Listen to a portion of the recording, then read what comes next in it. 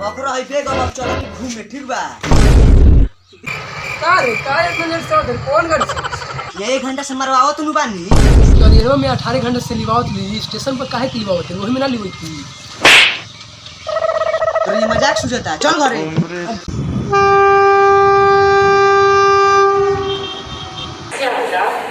आने वाली बढ़िया हो जाने वाली प्लेटफॉर्म नंबर 1 पर आ चुकी है।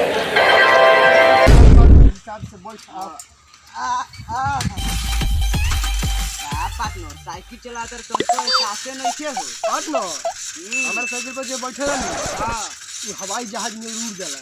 अरे हवाईओ जहाज खेल कइले बा पार्टनर। अच्छा ये बात पार्टनर बताओ साइकिलिया पर तोरा एहसास होता हमारा बैठल पार्टनर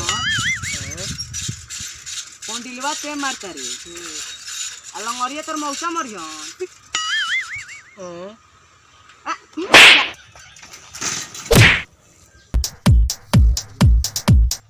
बा सर बा बाहर होता। ओह नो बाहर दे बाहर होता।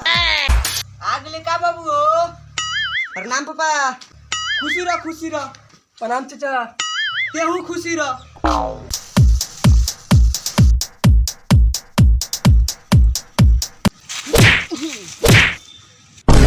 खर्चा करी हो पहले खइब तू। Oh no.